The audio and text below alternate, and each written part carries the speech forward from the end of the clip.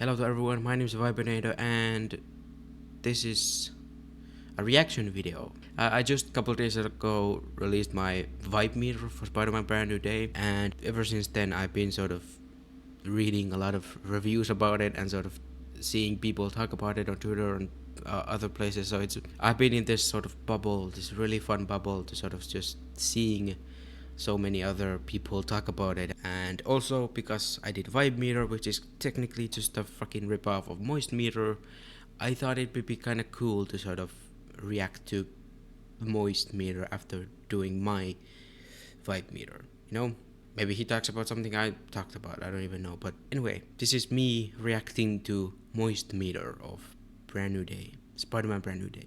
Just got home from Spider-Man Brand New Day. I have never seen the theater that packed. I genuinely haven't. Oh. Not only was the parking lot to the theater full, the parking lot at the business next door was full, and I ended up having to park at a business next door to that business because there was just no spots left. And I got my tickets today, which means the only mistake. seats left were front row seats. So you know I was planted in that swamp-ass throne, staring straight up like I was about to be abducted by aliens. So, that's my... Yeah, that's not the best place for it. Same thing sort of happened to me, although I didn't go by car. But like, as soon as I entered the theater, like it was like packed. It was like, I checked it just like an hour before I went to the theater, and it looked more fuller than it was. But like on the website, it showed like it was like maybe less, like half of a row was still like open, and I went the earliest possible screening of it. And also it's a Wednesday that I watched it, so that's not the best day for people to watch it, and it was still like super packed. So yeah, anyway, I'm sorry to interrupt you, Charlie. My fault. I should have anticipated that, but fucking zoinks. Crazy how many people are showing out for Spider-Man. Anyway, Crazy. is the movie any good? Yeah. Yeah. I think it's very good. Do I think it's the best Spider-Man movie? Like, right now, the glaze is... It's hard to compete with Spider-Man 2. I said in my review that it is the best Spider-Man movie, but I also am kind of taking it back. I don't know. It's hard to say it's the best when you have as peak of a movie as Spider-Man 2, but then you see the peak of this movie, and it's like, it's hard to say. For me, it's hard to say. It's at least tied, you know? Anyway, sorry to cut you off, Charlie, again. Sorry. It's going nuclear about how it's the best Spider-Man movie ever made, the best Spider-Man since Spider-Man 2, that kind of thing. Exactly. I personally wouldn't go that far. There's a lot to like about this movie, and we're going to get into spoilers. You know I've been doing spoilers a lot, so here's your spoiler warning right now. Spoilers. Oh, see what he's doing?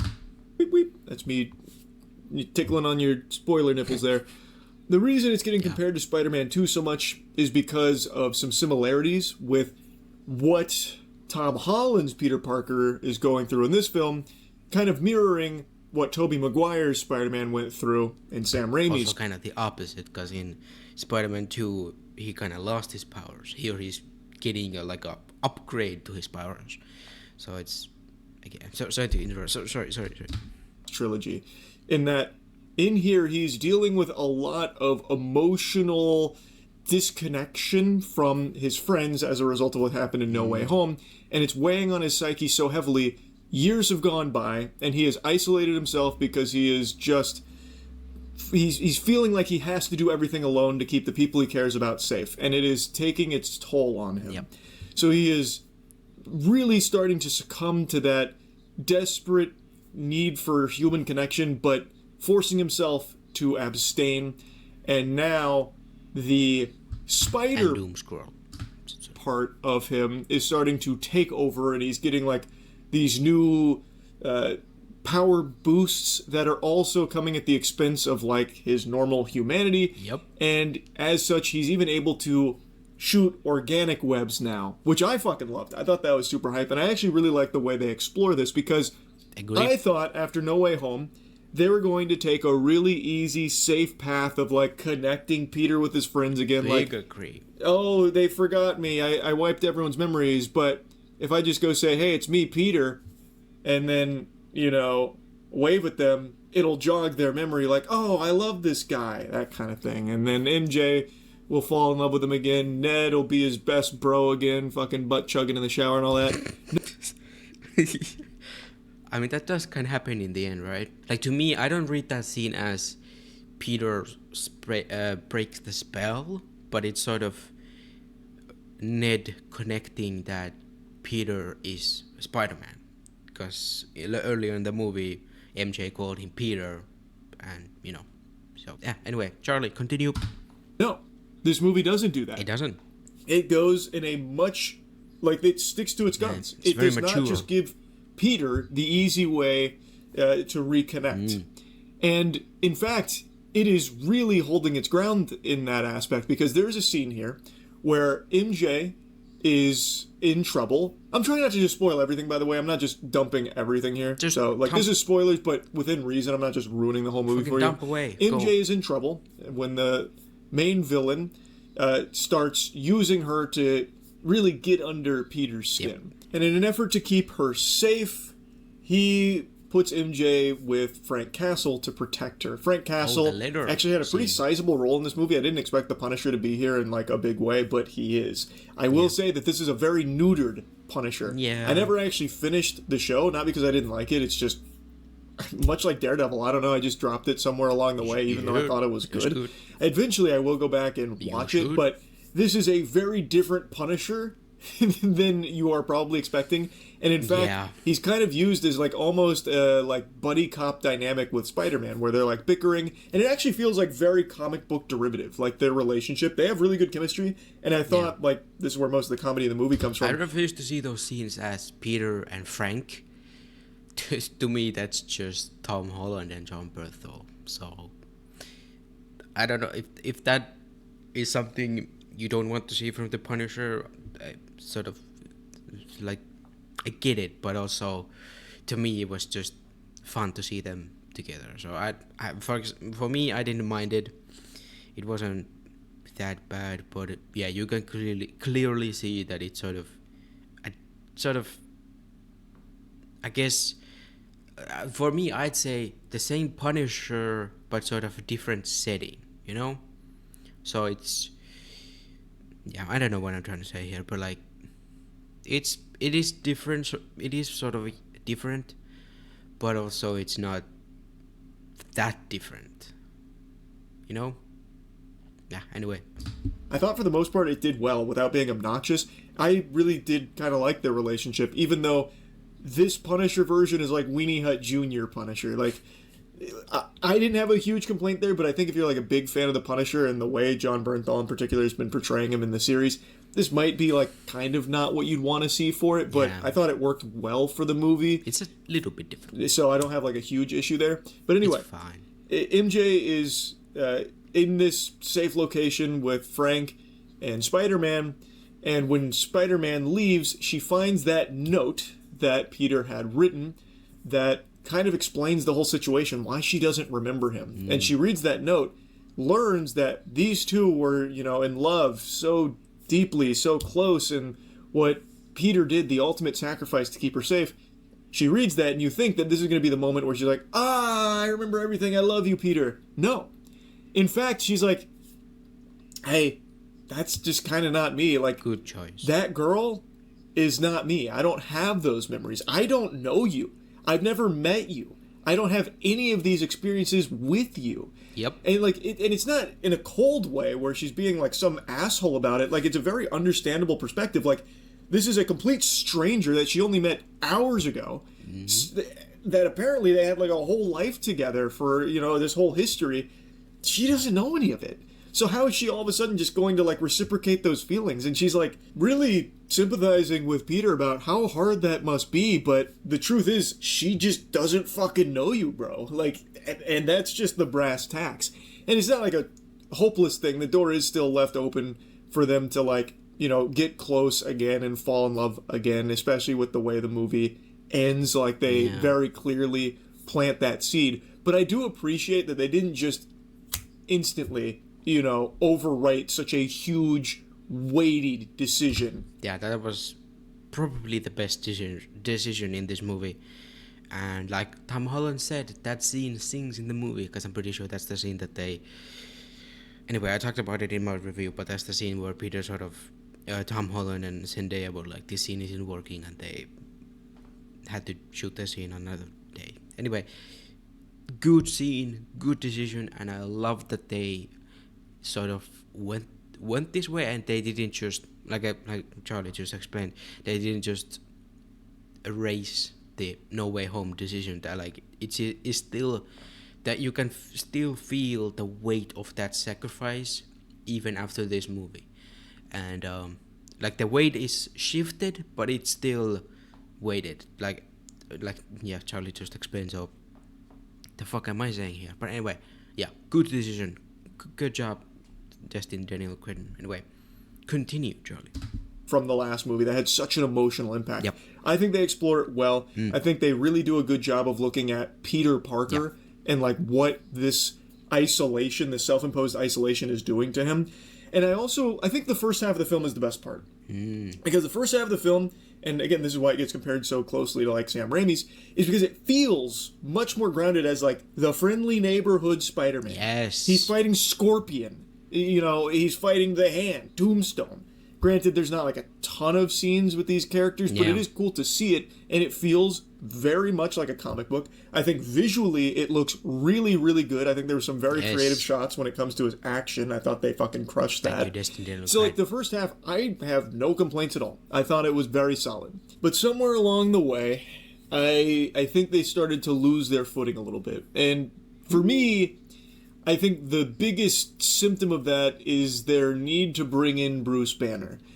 Like, it makes sense why Peter would go to him, because he has the inhibitor and what he's going through. He wants to, like, pick his brain about how, like, can we use this technology for me kind of thing. But, of course, he doesn't, like, reveal that he's Spider-Man or anything. Yeah. But that's how Bruce gets brought into it, and that's subsequently how Hulk gets brought into it.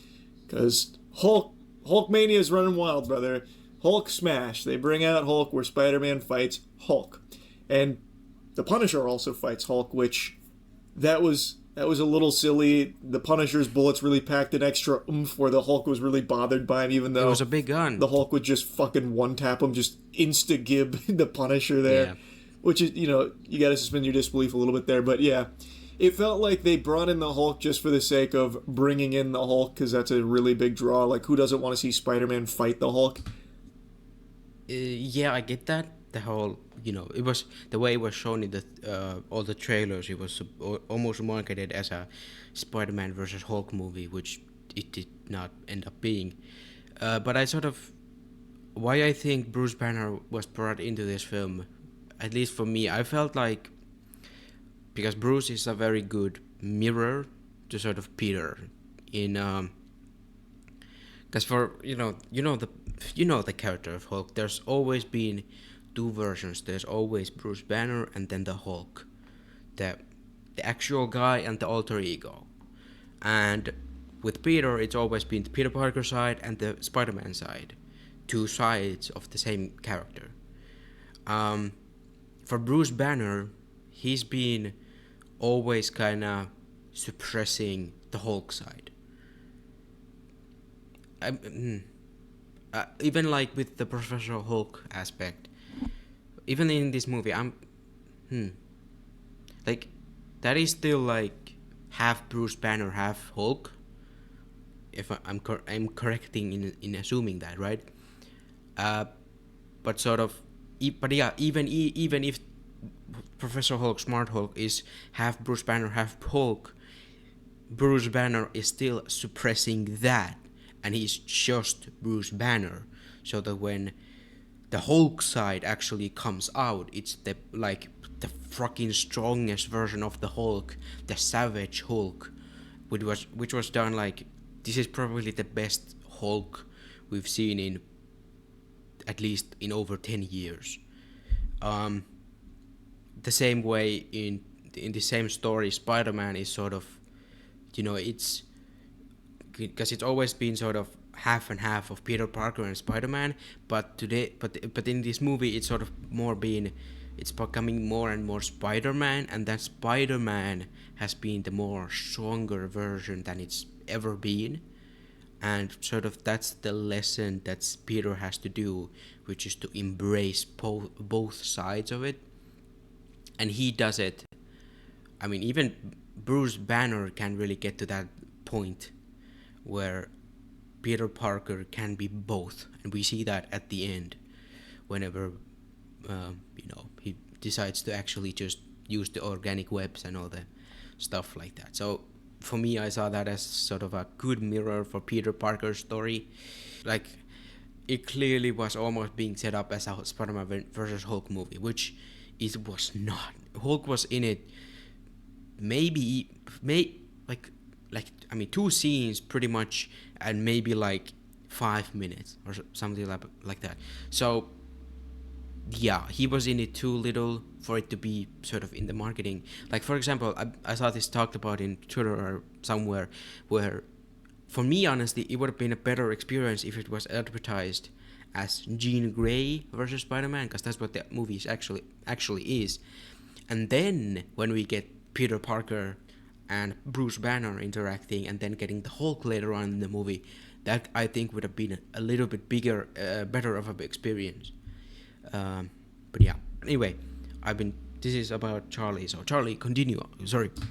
I don't think it was like a really great excuse to bring him in, and I don't think it hit super hard, and he's dismissed very quickly and never mentioned again.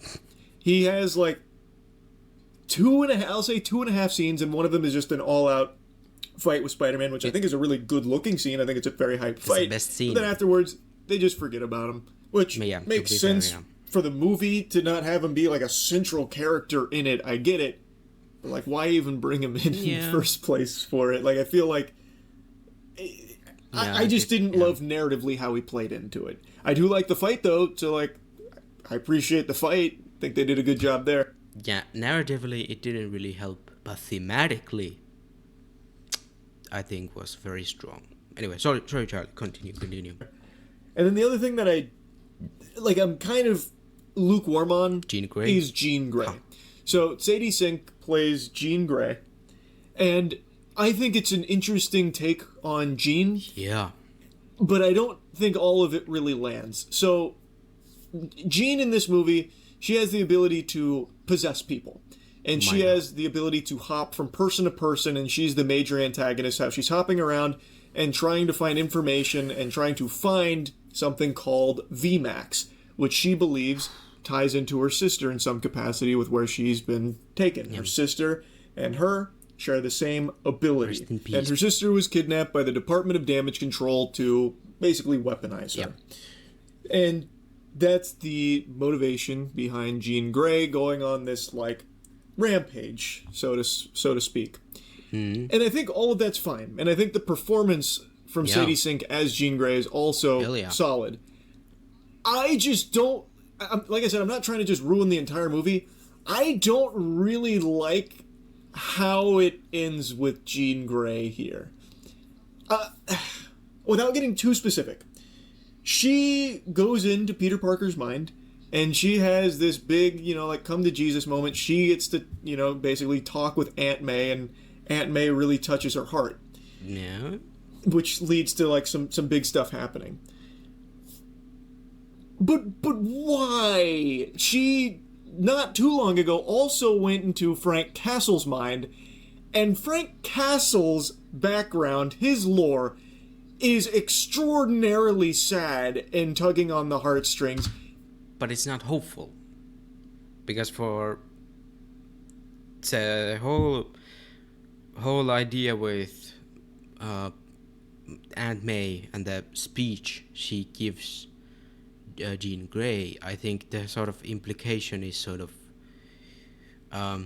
is essentially the whole with great power comes great responsibility, and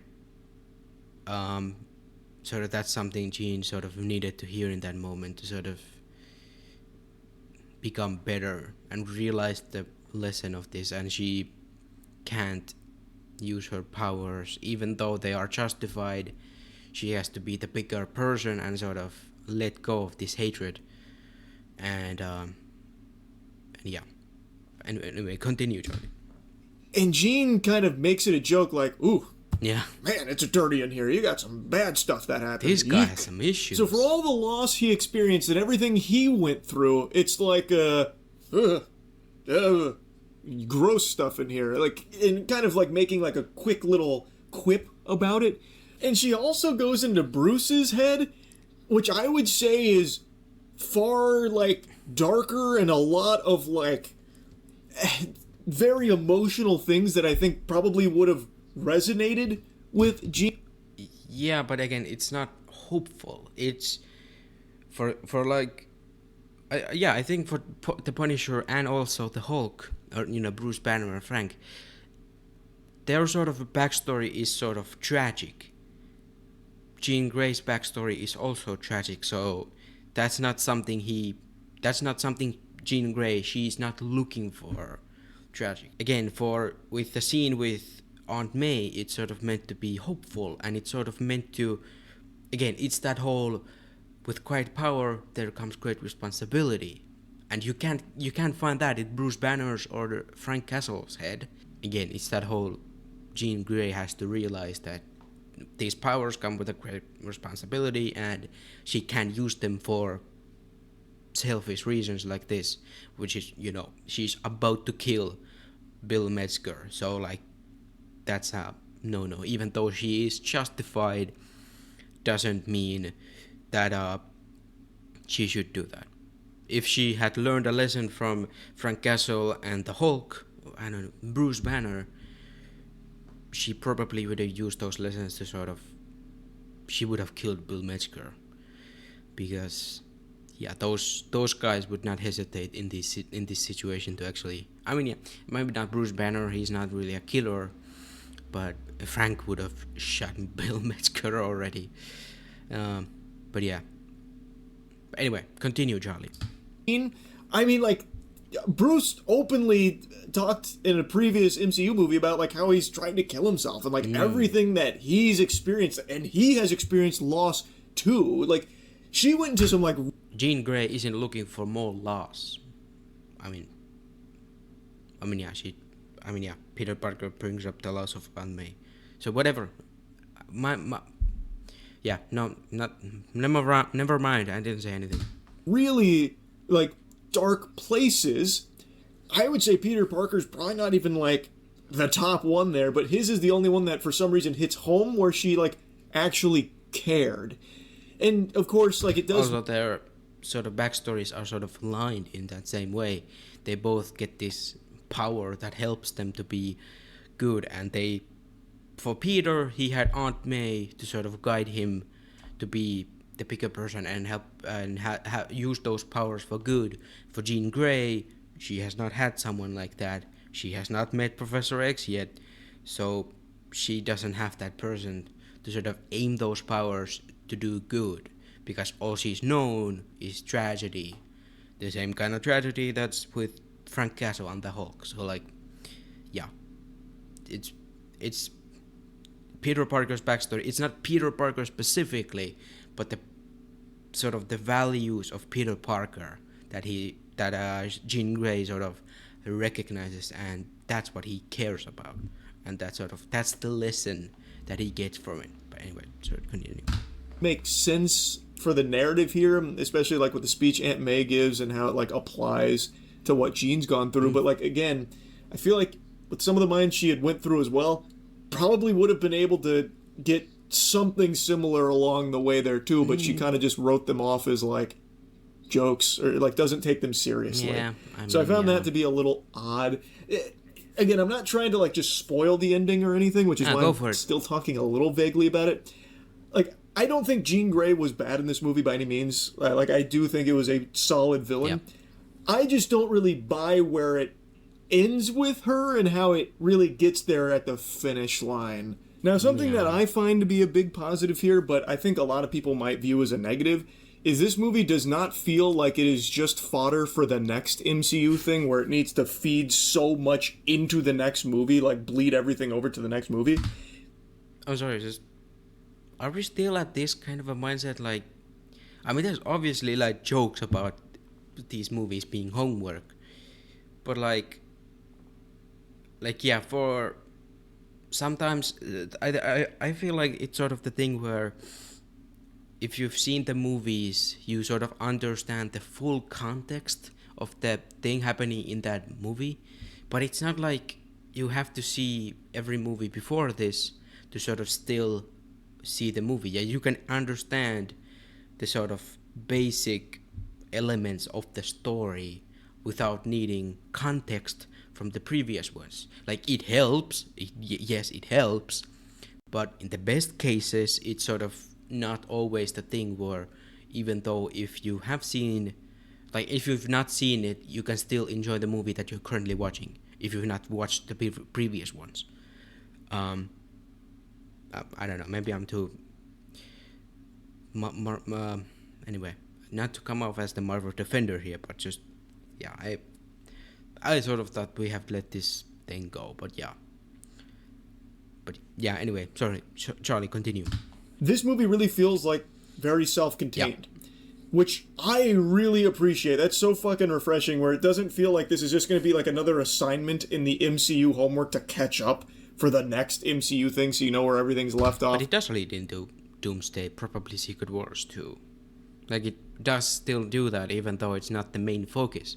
Because, again, in the best case scenarios for Marvel movies, even though the sort of the aftermath of the events sort of are supposed to lead in the next one, not sort of everything in the movie is sort of like, hey, now this thing is happening because, oh, look at the next one.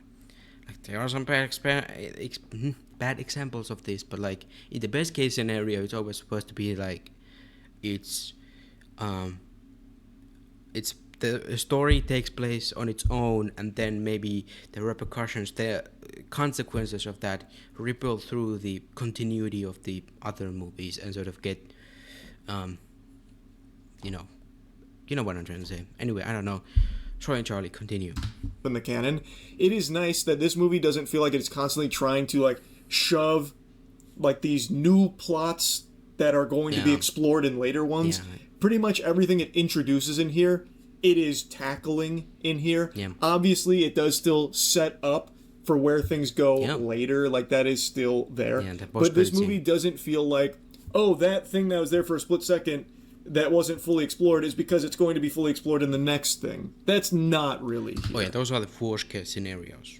And even I'd argue that that's not most movies, even though the sort of the consensus around this is that it's most movies, but just one man's humble opinion, that's all. Which is nice. Nice. But I know a lot of people do like that, and maybe you'll walk away from this thinking that the scale was like too small, like too contained, instead of like apocalyptic world-ending stakes like a lot of MCU movies always love to... Name 5 movies without being Avengers movies.